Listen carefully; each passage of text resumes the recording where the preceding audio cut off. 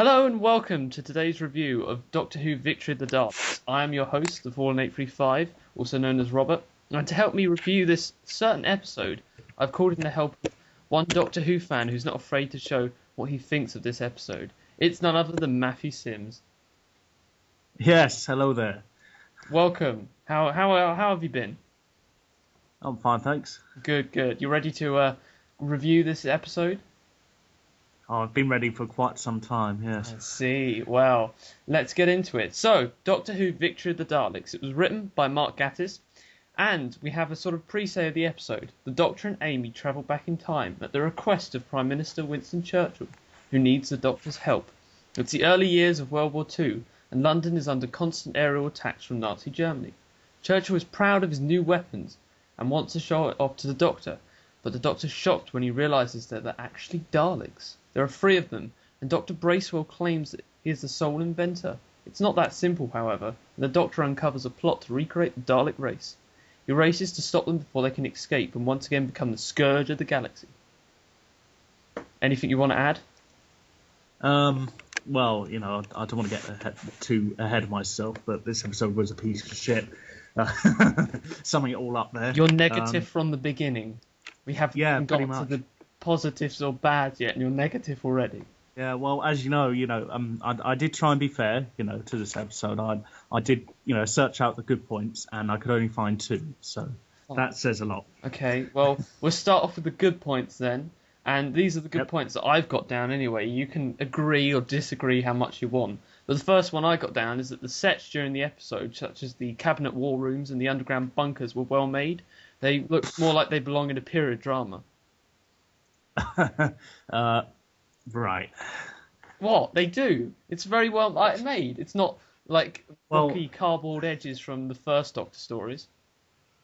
Well, yeah, okay, maybe they do look better than the classic episode sets, but that's to be expected, really, considering, the huge difference in the budget between then and now. It's true. But personally, I would disagree. I thought... Hang on, let me just get to the point. Yeah, I thought they were quite cheaply constructed, really, and I believe that this is when the BBC's decrease in budget for Doctor Who begins to show, because I thought they looked too sterile, they looked too clean, and they were always very sort of sparsely furnitured, if you see what I mean. Even the bits at the beginning when rubble comes down onto them. Yeah, I didn't find that convincing, and the CGI shot of the World War II London landscape again. When you compare that to the Empty Child episode, you can definitely see a difference there. That's true. And a lot of the actual studio sets to me looked too much like they were, from a theatre production, which is, there's nothing bad about theatre productions, but that's not what Doctor Who should look like, if you see what I mean. But anyway. That's my take on it. Well, yeah, I do agree with you, but they could have done it worse. It could have just been a cardboard background with, say, just a room in. Well, you never know. The production values have definitely gone down these past few years. Let's not even get into that. No, let's just no, Matt, no. Let's not even get. Yes. So the next good point I found out was the portrayal of Churchill. And how that it shows in desperate times, people turn to desperate measures. So because it's World War II, Churchill is looking for other means, and that's when he comes up with using the Ironsides. And the time period also suits the story. The war-torn Britain also mirrors war-torn Skaro, like in Genesis. But you've got the 2 different fractions. Actually, I hadn't thought too much about that, but I would agree there, actually. There is that sort of parallel there, and it does kind of suit the Daleks. I mean, if as long as we're talking about the World War II setting, my 2 bits for this would be, I feel, and I agree with some other YouTubers who've also said this, some other reviewers, that it was a missed opportunity, really, that you have these creatures, the Daleks, who are perfect parallels for any of these sort of regimes that were around during World War II, primarily the Nazis. And yet, they never reference that connection. They never say, Churchill, for example, he could have said, he could have begun to become suspicious of these machines and say, well, actually, they're a lot like the Nazis who we're fighting against. That's So I think true. they could have made that connection, and it felt like a missed opportunity to me. But And as for the World War II setting itself, sorry, I'm now going on a bit, no, but it's fine. okay, I it seemed very superfluous to the story, really, as other YouTubers have said already, admittedly. I feel personally that this story could have taken place virtually in any time in Earth history. And to me, it was just an excuse to put Churchill and the Doctor together in an episode. Right. See, I would disagree with you. I would say that this story fits this time period, and if it was done in any other sort of history throughout the Earth, then it wouldn't work because it's a time when people are scared, people turn Yes. to like fear, and the Daleks use this fear to sort of in their plans. They use the weaknesses of humans as a forward in their plans of world domination, if you could say that. Well, yes, but at the same time, there have been wars and times of great danger throughout human history, and that's what I mean. It could have been World War One. It could have been the modern day, Afghanistan wars against terror. Just substitute Churchill for, say, I don't know. I can't think of any examples right now, but substitute him for someone else in history in another part of history, and you'd have the same story, really. I see what you mean, but I can't really picture Daleks with like terrorists, like with a Dan Hussein with a Dalek next to him. Well, I don't know. I think that would be quite an interesting touch. I don't. They seem to, in recent years, have shied away from doing anything contemporary. In contemporary Earth history, Well, too much. maybe because it has real significance in the real world, and it may be not disturbing to put on the scene, but people may get upset about it. Yeah, that's a good point. It is quite a sensitive topic, terrorism and all that. Anyway, Yeah, sorry. going off on a tangent here. What do you think Um, of Ian McNeice, who plays Churchill? I I was not too keen on his performance at all. I didn't think it was very realistic. He was more like a sort of walking dictionary of Winston Churchill cliches. Really, he was very over the top. He did the mandatory sort of bumbling voice. He was completely one-dimensional, really, completely flat. So I didn't find him convincing at all. See, I would agree that they could have got someone better in to play Ian McNeice, but then on the other hand, to play Churchill, sorry, but then on the other hand, who would they get in? Because at the time, I think he's probably one of the best options. Because I know Doctor Who doesn't have a big budget, and if they had to get some high-ranked celebrity in to do it, then they couldn't afford it. So they had to go with actors that they knew they could afford, such as Ian McNeice. Yeah. Well, I agree that he physically, I suppose, he has the right sort of build, and physically he sort of resembles Churchill, I suppose. Yeah, and his chin is sort of as big as Churchill's chin. Yes, indeed. Yeah, well, that also brings me on to the next point that I thought was good about the episode, which was the Churchill and Doctor relationship. Now, at the beginning, we see Churchill trying to get the key off the Doctor and saying that if he could use the TARDIS, it would be great because the war could end and like it could help the Ally cause. But the Doctor's wary of not interfering with time, but it also hints that there's been previous adventures with the two together, which if you read in the brilliant book that was released a couple of years ago, it does say about certain other stories that Churchill and the Doctor had. And I think that's good because it shows sort of a background level that the Doctor has been to this time period several times and has helped Churchill. I see. And didn't one of the previous doctors sort of name check Churchill? Now I can speak properly. At some point, I'm sure it was one of the classic doctors at one point mentioned that he had hung out with Churchill. Yeah. Maybe I'm wrong. I don't know. Yeah, that is probably possible. But what do you think of the relationship? Do you think it's good that they had it in, or do you think it's bad that? Well, it was all right, I guess. I mean, I guess most people know what I think about Matt Smith by now. I think it would have worked better with a different doctor, an older doctor. I think the age difference between them didn't really help. It made it a bit less convincing. Yeah. I know the doctor isn't physically meant to be. I mean, isn't really meant to be 27 or however old Matt Smith is. But I still think it would have worked better with an older Doctor, say Tom Baker or Colin Baker or Sylvester McCoy or whoever. I could see that working. That would be good with the same ages, because then they could relate more to each other. But as you said, it's Matt Smith, and this is his time period, and they decided to do a Doctor with Churchill in, so... Yeah, there's no avoiding that, really, him being the current Doctor, although I would argue that he isn't really the Doctor, but let's not get into that. No, let's not. Before you start raging on this review of the episode, let's not even get there. Professor Bracewell, I thought, was good. He was a good character portrayal. He was slightly, not mad, but he had slight... When you have a glimmer of sort of genius in you, you tend to be slightly eccentric. And he was quite eccentric. And he was also very innocent because he was unaware of what he really was. Which, when he was the big reveal in the episode came, it was more of a shock to people, I feel. Right. And well, I'd say that the actor playing him was okay. You know, I have to give credit where credit's due. He was an okay actor. Yeah, I wasn't very keen on the character. I didn't think he was very memorable, really. I think he could have had a bit more depth. Although the backstory I didn't like the way it was used, but the backstory that he had with his family or whatever was good.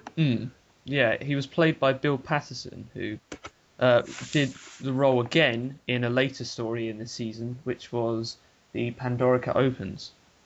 Really? Yes, he does appear in it briefly. Right. Who does he play in that? He still plays Bracewell. It's when they're looking for the picture of the TARDIS. Oh. Yeah. Oh, I forgot that he was in it again. Yeah, he briefly does an appearance, and I feel if they ever did a story set after the war or set in the period just after, that he would be a good person to bring back, because you could see how he's got used to life as he is, as this robot he is, and how he's had to learn that he can't do things that normal humans would do, and how he copes with that. Yes. So. Well, yeah, and I do think another slight missed opportunity to do with Bracewell would be, instead of inventing this whole new character, they could have perhaps used another historical person from that same period who worked with Churchill. I mean, I can't think of anyone specifically, admittedly, to be fair.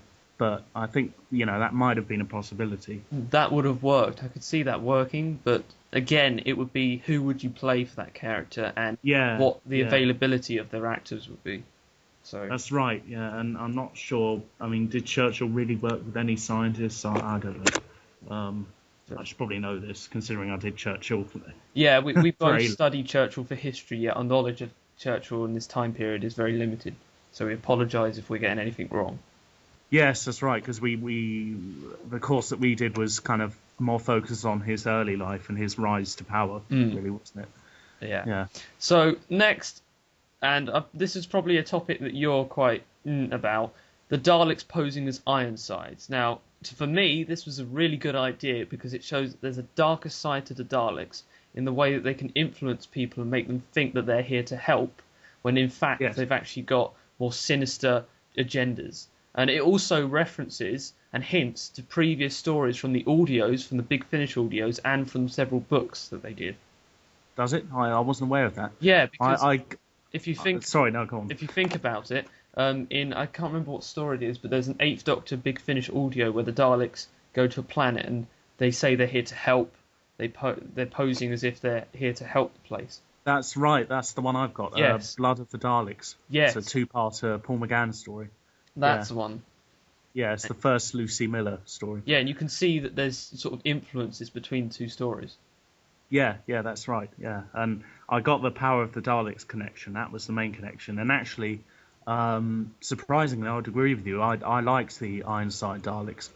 I thought they looked really cool. I thought their appearance fit in with the time period, the World War II setting. And I liked the whole, we are your servant thing. It was a nice tribute to Power of the Daleks. Yeah. And I thought it did work well.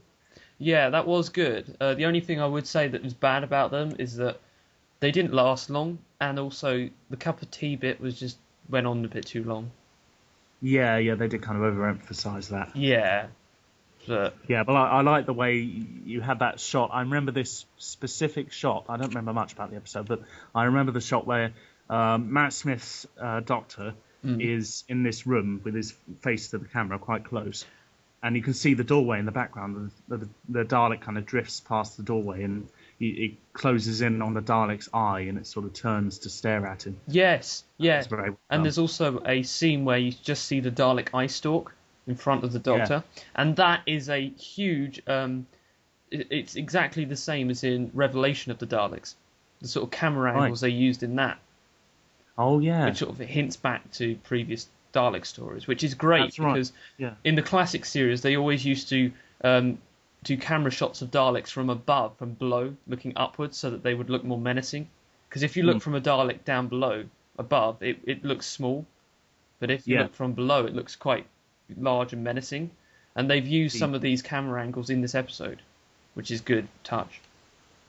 yeah. Although back to the negative, really, the main flaw with that, it was too little of a good thing. I liked the creepiness of the Ironside Daleks being servants and everything, but the problem is with the nature of this 45-minute long format that they have now, they had to kind of almost rush it in a way, and I don't feel that it went on for long enough. They could have made a lot more out of this creepy scenario, and they didn't, which was a shame. If this episode had have been a two-parter, then maybe we would have seen more of these Ironside Daleks. Yeah, I agree. I think it would have worked a lot better as a two-parter, also considering how rushed the ending was, but we'll get to that. Yeah, that also brings me on to the next point, which pops up in the story, which is the idea and the concept of getting humans to destroy themselves via the use of World War II. Basically, the Daleks used the humans' darkest period to sort of wage war against them and destroy themselves. Yes. And it shows you how the Daleks exploit weaknesses of other races for their own purpose. That's right, and again, that goes back to, I think, did they do the same thing in Power? Yes, I believe they did. Yeah, they did. Yeah, and in Blood as well, I think. So yeah, that was okay. But I guess that's kind of, over the years, that's what you kind of come to expect from a Dalek story. So that is true. I wouldn't say it's anything unusual, really. No, that's true. And also, the Dalek saucer. Now, the use of the moon to hide the Dalek saucer from radar systems of that time period was a good idea, because it shows that the saucer is actually running on low power since the destruction of the Crucible in a previous series. And the idea of the progenitor devices shows that the Daleks wanted to be pure despite changes made to them via Davros in earlier classic series stories. Because if you remember, Davros over the stories keeps mutating the Daleks to be more obedient to him, and sort of loses the pureness of the original DNA Dalek. Yeah. So you could say that the modern Daleks are sort of, from the renegade side as opposed to the Imperial side, which were serving Davros. Yeah, that is good. What do you think of the saucer as a plot point in the story? Well, I think it was just kind of meh, really. Really? That's the main word I can think of. I mean, because, okay, hide it behind the moon, whatever. But the point is, during World War II, this was before the space race. This was before humans were even thinking about going to space, really, quite honestly. I know there were murmurings about it, but it wasn't seriously considered. So they wouldn't have had radars going out into space anyway. And even if the saucer was hovering right near Earth, they still wouldn't have been able to detect it. That is true. I completely agree with you on that point. The bit in the episode where they say that they can detect the Dalek saucer up in the sky, which is a bit ridiculous because that, as you said, at that time they didn't have the sensitive equipment that we have nowadays to be able to scan. So exactly. All they had was the primitive radar to sense or detect enemy aircraft. So technically on that point, the Dalek saucer didn't really need to be behind the moon, but the reason I liked it was because it sort of referenced other sci-fis.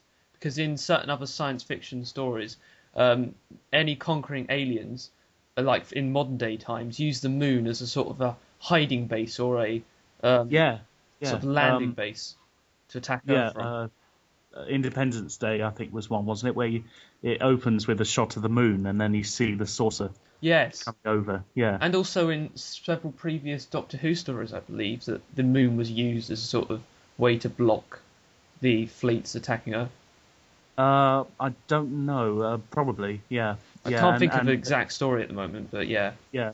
And a similar thing has been done a lot of times in Star Trek, where they use the gravity or the sort of signals coming out of a planet or a moon to hide the starship behind and from enemy sensors. Yes, yeah. So as you can see, it's referencing more than one science fiction, which is great because when they try and connect, even if it's in small ways, when they try and connect sci-fis together, I just love that because it shows that people are actually watching them and writers are getting ideas off of each other.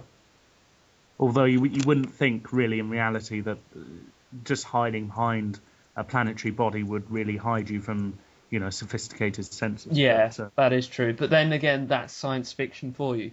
Yeah, and I suppose if I wanted to criticise this episode for that, I'd have to criticise every single sci-fi that's used this concept. You would, wouldn't you, Matt? Yeah.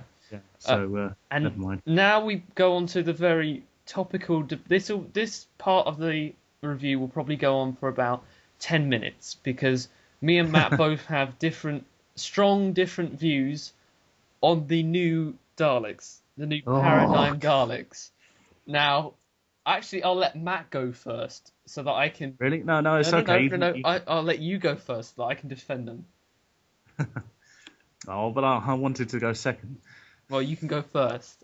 I insist. Fine. Well, my view on the new Daleks is very clear. I think they look phenomenally stupid. They're hunchbacked, fat, plastic, multicolored toys, and their voices sound stupid. They're these really deep sort of voices, and they're meant to sound intimidating, but really I thought it just made them sound middle-aged. And well, and the whole point is Daleks were originally built by Davros on Skaro as a machine of war and combat, and they're not meant to look like these giant multicolored plastic toys that you would find in Smythes or whatever. So, and they were, and looking at this design, it's clear that the BBC or whoever, Stephen Moffat, created them for the primary purpose to sell them as toys for profit. So I think there's a very cynical reason why they look like that. Right. Okay. Are you done, or is there more you want to add before I defend them? Well, yeah. And I think the Hunchback would have been fine if it had served some practical purpose. Say if it had a slot that opened out and the Hunchback actually hid some form of weapon. Can I just interrupt there? Yes. It does. The reason for the Hunchback on the new Daleks, if you look on the models in the show, or if you look at the toys, is that it has a secret compartment at the back, which is, and this has been said by some of the designers, is supposed to hold a third weapon for the Daleks. Then why didn't we see that in the episode? Because that's the whole point. It was their introduction. Because they're meant to show what the advantage of this new design was. Yes, and they didn't. But they did nothing. If you think about it, they wouldn't have had the money. They spent most of the money on this episode on the actual making the new Daleks and the CGI effects of Earth and the War Cabinet and the rest of the episode, and they wouldn't have had the money or the time to be able to create a whole new weapon that they could. I don't think that's any excuse, to be honest. I mean, if you look at the classic series, they had such a tiny, pathetic budget from the BBC, and yet they managed to create, the whole worlds, whole alien species. So I don't think the lack of budget is much of a get out of jail free card, really. Fine. Well, hopefully then. What's your view on them? All right, fine. Well, just before I say that, about the weapon, hopefully we'll see it in a future episode so I can just prove you wrong and say that there is a point for their Hunchback.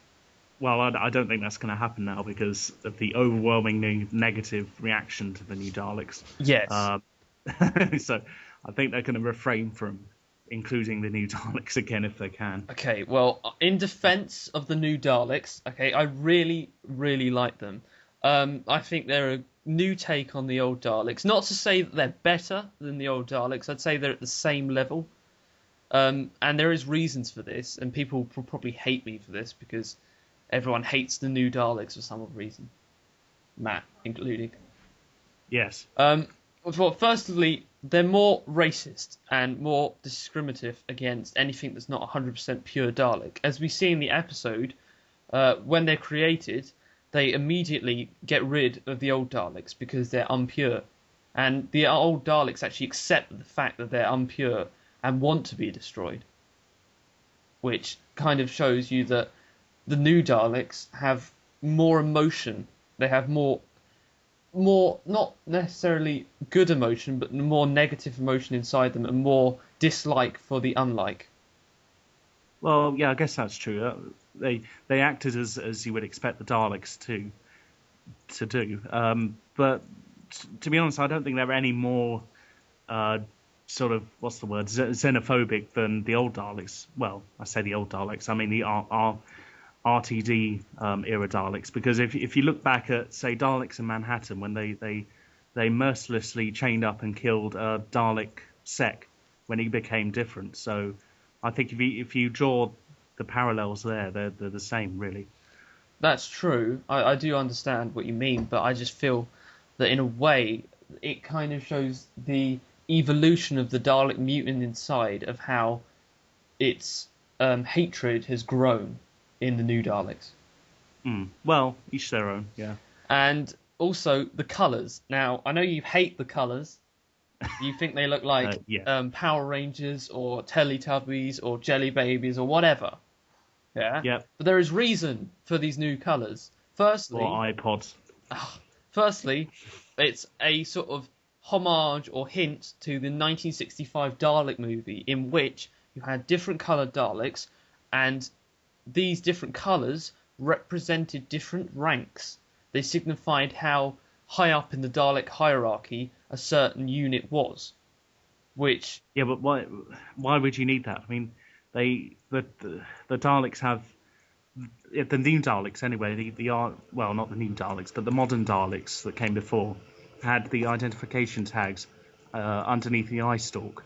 So that's how they obviously, they could distinguish the individual units, the combat sort of generation which they hailed from, that kind of thing. So I don't think they really need the colours. And as for, a homage, or however you say it, to the Peter Cushing movies, I don't think that's really needed, considering they weren't even canon to the Doctor Who storyline. So, to pay homage to something which isn't even canon seems a bit silly. And they may not be canon, but many fans still like them, including me.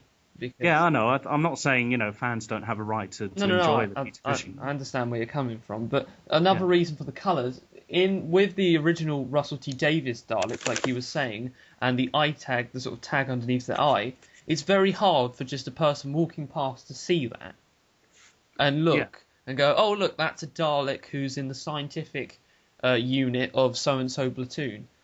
With the colours, it's more of a showcase to say, look, I am a scientist, or I am a strategist, or I'm a technician, or anything, and I'm leader, and it shows them that they're more prominent in their roles, and kind of it's more effective, that it shows that they're a more effective and military-like force than they was before, because if they have ranks, then it shows that they're a more congealed unit. They work better as a team.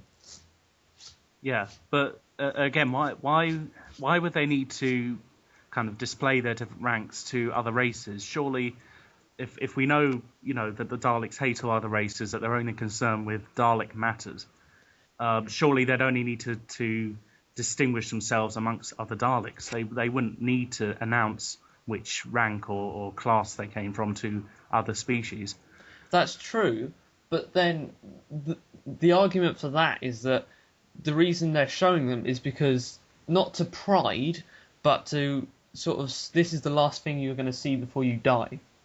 It's sort of like, in some ways it can be used as a weapon of fear.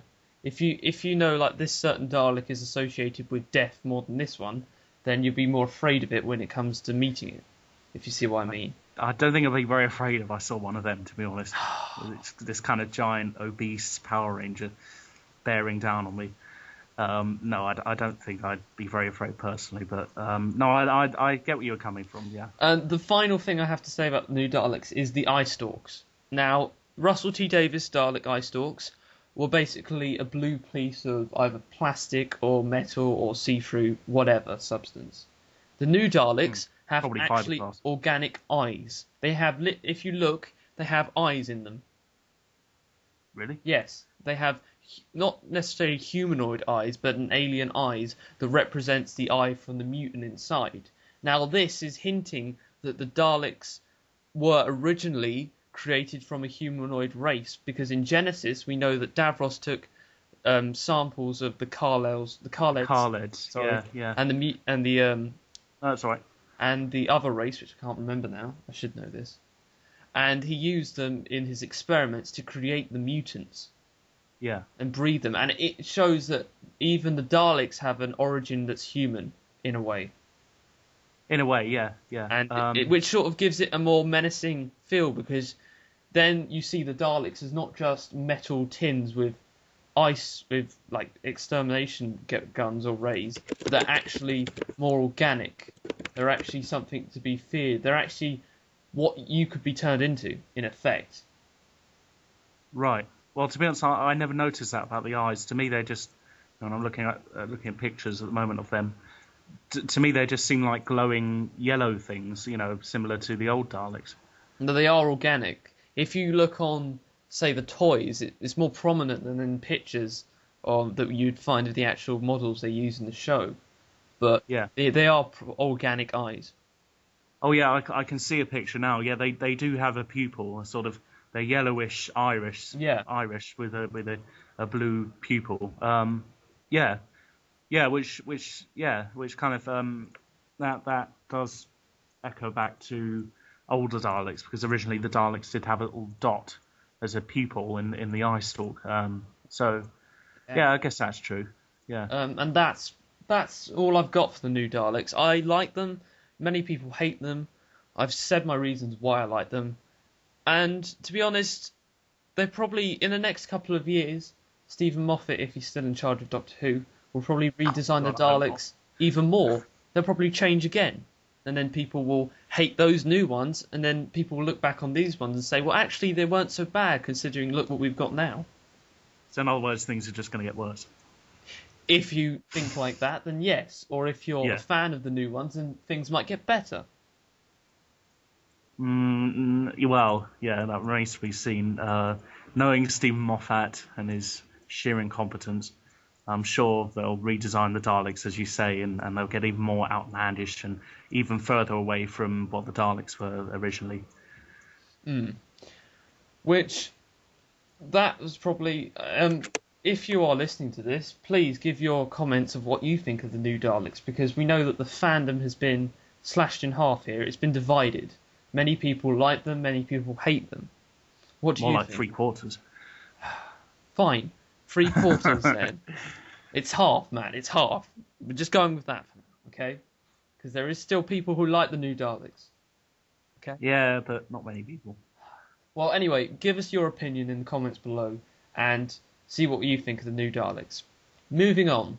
Bracewell as a bomb, which this is a crucial crew plot point in the story. It's what sort of changes the story round when at the last minute you think, oh, everything's going to turn out fine, the Doctor's going to save humanity, the Daleks going to be destroyed, and then bang, this comes in. Now, I think this is a good idea because it makes reference to the Robomen used in some of the original Dalek stories, like the invasion of Earth, and also some of the Dalek films. And it shows that they still use robots, pure robots, nothing with organic in them, as a force and as a weapon in their arsenal. Yeah, but Robomen were partly organic. They were normal humans that have been sort of brainwashed and conditioned by so is machinery. Bracewell. If you look, Bracewell has organic skin that is put over a metal exoskeleton, if you will. Like Data from Star Trek. Yes. Yeah, but that's the point, is that he's still an android. He's android-based with some human-like qualities, whereas the Robomen were human-based with sort of mechanical qualities, kind of the opposite. Yet still, they're still used. They still are puppets of the Daleks, and it still shows that they use Well, yeah, in organic principle, yeah. and robots together to create a sort of servant. Mm. What do you think of the bomb idea? I thought it was ridiculous. I thought it was a cheap way to throw some danger into the story when the plot started flagging a bit. And the way it was. Sorry, I know I'm jumping ahead a bit. If you're going to go on to how it comes about, how they defuse the bomb, we're going to talk about that in a minute. So. Oh, okay. I'll leave that for now. Yeah, but just as a bomb in general, you didn't think it was good. Not really. No, I don't think it seems a bit silly when it just seemed. Oh, I don't know. Like I said, it was just a rushed way to put some danger into the story. Well, see, I feel that if they didn't have that in the story, then you would have just had how nearly every single other Dalek story ends that have ever been, with the Doctor saving the Earth, the Doctor destroying the Dalek saucer with the Daleks in, and then that's it, everyone's fine and happy again. And nothing really becomes of the story. Well, yeah, true. I think the how the Daleks did sort of, I suppose they kind of succeeded for a change. I don't know, but that was okay. Yeah. Although the ending itself was rushed, but we'll get to that. Yeah. And then the use of time jumps and rails. Now, if you don't know what rails are, they're the Daleks' use. They're kind of like Dalek seconds. Yeah, Dalek measurements of time. Yeah, and that has only been referenced a couple of times. It was referenced in Doomsday, when Dalek Sec was said to rewind the recording of the Doctor by so many rails, and the time jumps were also used in The Chase, because if you remember, the Daleks had a time machine that they created, and they followed the Doctor throughout time and space trying to capture him. Yes. So it's a good reference between the classic and the new series, I feel. Yeah, I'm kind of neutral on that, really. I think it's neither here nor there. It's kind of part of the Dalek mythology, really, so I would expect them to include things like that. But, fine, alright then. That's I was expecting you to disagree with me then, so it's a bit... No, I think it's a nice touch and something that you come to expect from the Daleks, really, and that's all there is to it. Okay. And finally, for the final good point, we have the fact that the Daleks get away. So technically, the Daleks have won. That's why the episode is named Victory of the Daleks, hence the whole story.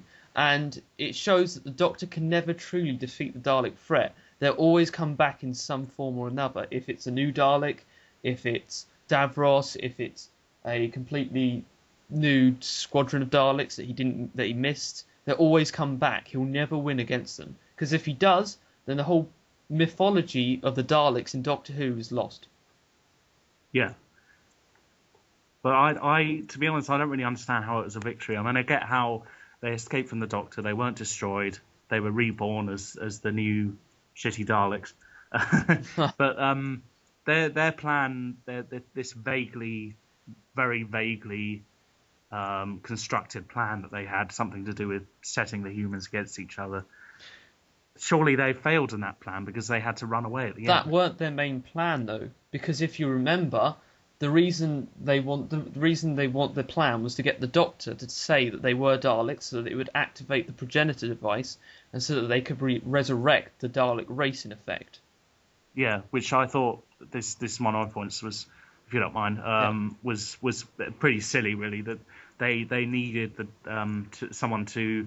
Well, the Doctor specifically, to state out loud who they are in order to activate the progenitor device. I didn't think that made any sense at all, and it's very contrived, you know. Well, it was explained. It was explained in the episode.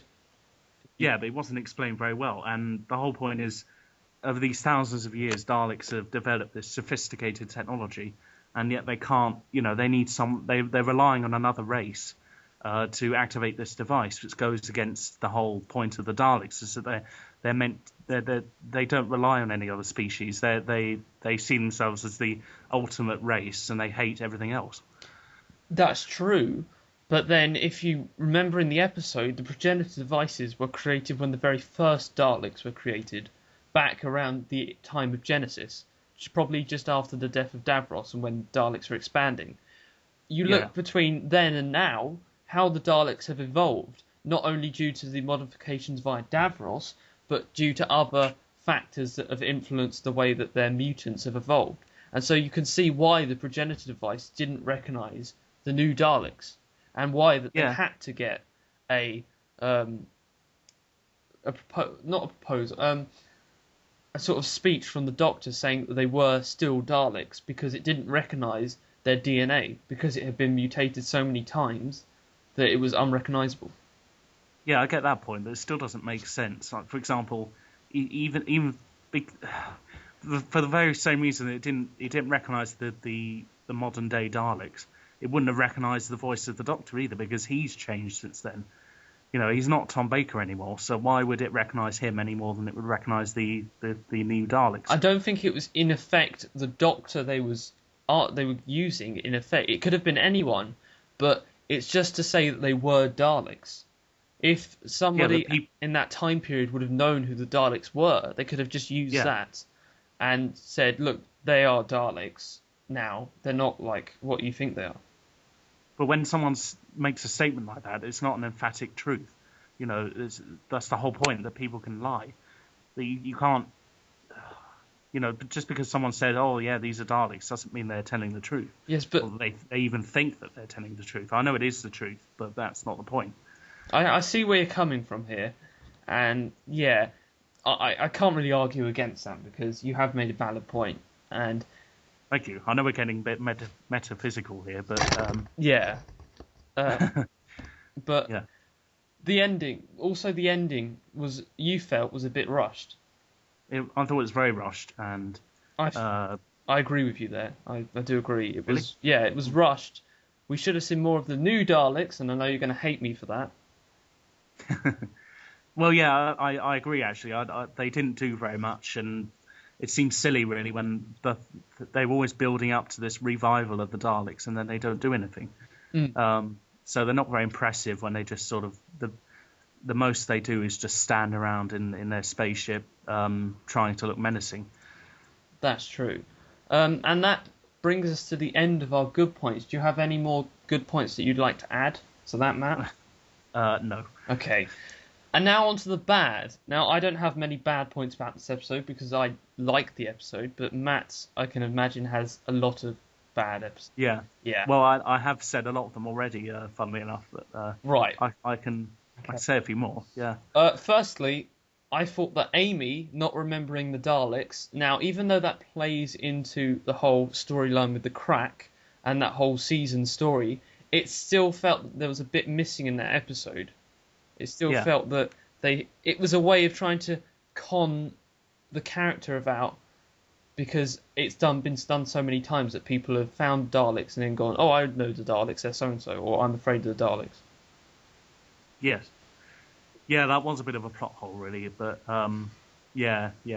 I guess, although at the same time, to be fair, it's good that they're trying to set up this long-running, overarching plot point in the background about people losing their memories about all these big alien invasions, because the problem is that the bigger these alien invasions get, especially in recent years of Doctor Who, the larger they get, the more the history of the Doctor Who universe is altered from our own.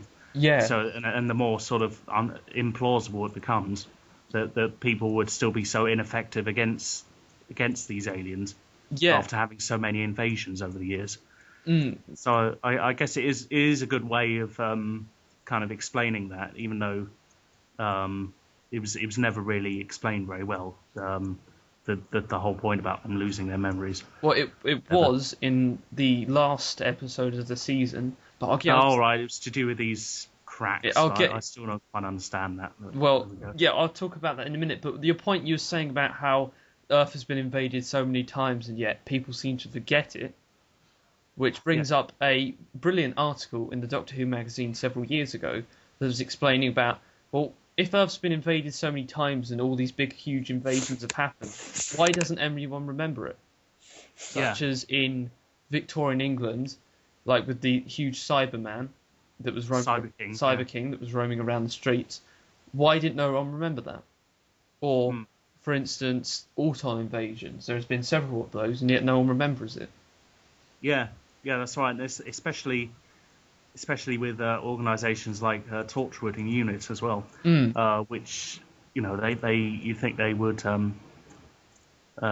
warn people, but then again, you could argue against that and say, well, they're secret organisations. They need to stop people from realising that these things exist. Well, they sort of failed when it came to Doomsday and Army of the Ghost, didn't they? Yeah, they did rather. And that raises a very small point. Sorry, but I just thought of actually that surely if this is a blanket sort of a planet-wide memory wipe, as it seems to be suggested for humanity, for all these alien invasions, surely that would affect those organisations as well. Surely, why do people at Torchwood and Unit still remember them when no one else does? That's true, which brings up a huge plot hole in the whole Doctor Who universe that no one's ever really explored, and I don't think it will be explored in the next couple of years. It will just be left. Yeah, sadly. Well, I suppose you could say that, over the years, these organisations have collected a lot of advanced alien technology, and they could be using some sort of, shield to protect themselves from this effect, this memory wipe. It's true, but then you'd have to explain why the memory wipe is happening, and then it would go into much deeper mythology, and it would just get... It wouldn't be worth it in the end. Yeah, and I guess if the Time Lords are still around, they'd be the ones doing the memory wiping. But they're not, so... That would make more sense, but never mind. But on to the next point, before we get too bogged down in the Doctor Who mythology. The Doctor's rage, when the Doctor's trying to prove that the Ironsides are Daleks, I felt... he gets too angry. It's a bit of too over-the-top acting by Matt Smith. It was just silly. It was meant to be emotional and almost scary in a way, but it just ended up being silly. It did, like a comedy scene, really. Yeah, and it made that whole scene feel that it weren't needed. Yeah, which I feel personally points back to the flaws in Matt Smith's performance. That he is silly so often, and maybe that's the director's fault rather than his. I don't know, but the point is he's silly and sort of off the wall too often. So that when he tries to be serious, for example, during that scene, it does not work. No. And you can't take him seriously. Yeah. Because even Tennant, because he was quite silly a lot of the time, even he wasn't silly that often. And when he had serious moments, you took him seriously. But I personally can't take Matt Smith's performance seriously at all. That's true. And it shows you that the younger the actor, unnecessarily that they haven't got the acting capacity to fill both of those emotional roles. Yeah, that's right. They haven't got the gravitas which the older doctors had. Well, I'd say that every other doctor had apart from Matt Smith. Yeah. So next on the bad is the TARDIS self-destruct device, or as I like to call it, a jammy dodger. Oh yeah. Basically, the jammy dodger was used as the TARDIS self-destruct device as a way of trying to stop the Daleks from carrying on with their plans. However, it would have been so easy to see through if the original Ironside Daleks had just scanned the device. They would have seen. That's right. It would have been a jammy dodger. Exactly, and this is the point I've been waiting for. Actually, I've been quite eager about this. Them being fooled by the jammy dodger, I completely agree. It was ridiculous. The Daleks have been a major galaxy-wide threat for thousands of years, or even millions. I don't know. But they still, after all that time, they still can't tell the difference between a biscuit and a self-destruct device. Exactly. Especially, exactly, and especially they should know what Time Lord technology looks like, considering they fought the biggest war in the history of the universe with them. Yeah. So they should know what every single piece of Time Lord technology looks like, and they should be familiar with it. Yet it only takes when the Paradigm Daleks come out, they immediately realise that it's not jammy dodger, which sort of goes back to the point that maybe the Paradigm Daleks are more intelligent than the original Russell T Davies Daleks. Which... Well, perhaps. Yeah. And it also points to the stupidity of Matt Smith's Doctor, really, that he would really believe that the Daleks would be fooled by this jammy dodger. I know they were, but the point is, I can't really imagine any other Doctor honestly trying that, and believing that it would work. Yeah, that's true. But just taking a step out of the actual Doctor Who for a minute, I just thought that scene was quite funny. I know, you're probably going to hate me for this, but it was quite funny because it was just stupid, and it was just one of those moments where you go, oh, that's quite funny because it's so stupid. Well, I didn't personally find it funny, but I can see how some people would, I guess. I mean, I know that people have made gestures of the phrase several times and used it quite a lot. Yeah, sadly. So next is one of the worst parts of the story in my opinion, because it's let's just go into it. Flying Spitfires in space. Oh no. Okay, they are not supposed to be flying around in space. They're not spaceships, they are planes. Planes are only meant to fly in an atmosphere of a planet. Yes, they have these modifications by the Doctor and Professor, but if you think about it, the Doctor has only been in this Dalek saucer for less than an hour, maybe just 15 minutes. It will take more time than that to actually prep these planes, put on the modifications, and fire them up into space. Yeah, exactly. Especially when you'd need to improvise a lot in that period of time when the technology was still relatively primitive. Yeah, exactly. And my view on the Spitfires in space is that it was completely plucked out of nowhere. It was not properly explained. It made no sense. It was completely superfluous to the story. It wasn't needed at all. And to me, it was just a cheap excuse for some flashy CGI effects and action.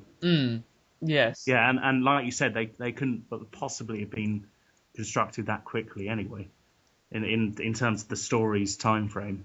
It also seems to me that it's kind of an insult to the real World War II pilots who used to fly the Spitfires, because it's saying, look, we're making something funny out of people who actually sacrifice themselves. And that's right. It is. It's a bit disrespectful, really.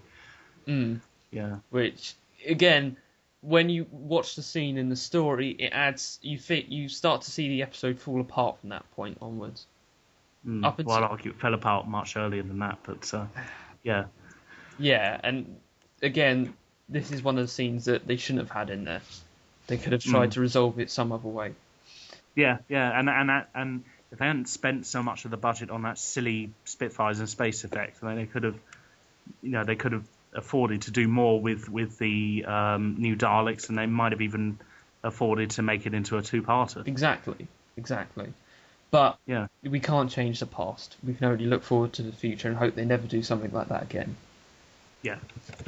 Next is the diffusion of Bracewell as a bomb. Oh dear. Mm-hmm. Yeah. Basically, I think it was ridiculous, and it was a cheap way to throw some danger into the story, like I said before, and it was yet another example, and we've seen this more and more often in the past few years in Doctor Who of the magic ending of the power of love saving the day, which just completely reeks of a writer making up a quick fix to get himself out the corner that he'd written himself into. Exactly, and it would never work in reality. If you're trying to defuse a bomb and you're talking to someone who is the bomb and going, oh, how was your life, blah, blah, blah, did you fancy anyone? It wouldn't work. They'd just die. No, it wouldn't, exactly. And especially if he was made by the Daleks, they wouldn't allow such a flaw to exist. Exactly. And and this has been seen so many times in recent Doctor Who stories, as you said, such as the latest Christmas special, which I know you didn't see, man. Oh, yeah. But no, I did see it, I think. The ending to that is probably one of the most fixed up endings I've ever seen. Oh no, hang on. I'm sorry. I'm thinking of the one before that. I'm thinking of the Doctor, the Widow, and the Wardrobe. This year's one was the Snowman, wasn't it? Yes, and how it ends. Basically. Oh God, that looked terrible. How a family's cries on Christmas Day can stop the great intelligence, which in Doctor Who has been quite a threat to the Doctor Who history, e.g. Yetis, can stop it from snowing an invasion. It's ridiculous. Exactly. It's yet another one of these silly magic endings. It's just a cheap way of ending the story, and it makes no sense. At that point, this Christmas in the story, I so just wanted to turn the episode off, but it was only a couple of minutes going, so I just watched the ending just for the sake of it. I think you should just turn it off there, but that's up to you. That's true, but I just feel no, it was ridiculous. It was. And then I know you have a couple of bad points to go on with, Matt. Yeah, well, just a couple of short ones, really. I noticed that at one point when the 11th Doctor was in the TARDIS, and he was talking to the Daleks over the view screen or whatever, and he says, when he's speaking to them at one point, he says, mate, which I thought was, I just, as soon as I heard that, I sort of groaned, because I'm probably going to sound very snooty saying this, but it's a ridiculously, colloquial, very common human expression, which even, it doesn't suit the Doctor, and even the Northern Ninth Doctor is probably the most common of all the Doctors, if you want to go in that direction. Even he didn't ever say that, as far as I know. Anyway, he never used the word mate in conversation. Yeah, it's not really. Especially when you're talking to the race that killed your entire species off. To call them mate very colloquially like that, as if you're speaking to a best friend, is just stupid. Yeah, it's not a way that you would really talk to your worst enemy. Yeah, exactly. It's something you would say to when you're out in the pub, or if you go to a pub, if you're out with friends and you're just having a good time. It's not something you would really say to like the worst enemy you've ever had, who's, that's right, as you said, done so much stuff that should make you feel angry against them. Yeah. Yeah, and I'm just looking, and I think that was my last point actually. Okay. I thought I had more than that. Okay. No, that's fine. Well, there has been our good and bad points of the episodes, and now we're going to have a final thoughts and an overview and a rating of the episode. So, Matt, I'll let you go first. What did you think of the episode as a whole? Thanks. I thought as a whole it was a pretty terrible story. It was nonsensical. It felt rushed. The characters were one-dimensional. And the ending was rushed. The new Daleks looked terrible, and just all over as a story, I hated it, and it was a sign of things to come, really, because things just get worse from there. Okay, I have to disagree with you slightly. Now, at the beginning of the episode, I thought it was good. I thought quite a lot of the story was good up until the point where, with the Spitfires in space. I liked the new Daleks. I think they're good. And if I have played the Dalek game called City of the Daleks, which came out sometime after that, and it does explore more of the new Daleks mythology. So I kind of like them more because of that. But I do feel that they should have had more time. I feel that the Dalek Ironside should have had more time. And that the ending, from the Spitfires to the ending, it was just fix it up. It was just, okay, we haven't got much time left in the episode. Let's try and find a quick way of trying to bring it to an end so that we can go, look, here's a single episode and everything's fine. So technically for me, this was a story of two parts. The first part was good, second part was completely bad. Right, okay, fair enough. And do you mind if I'll just remember one more point, just very quickly. Go ahead. When as we've been discussing this, throughout, and you mentioned all of these things like, in the spin-off media that try and explain more about the new Daleks and try and fill in the holes and everything.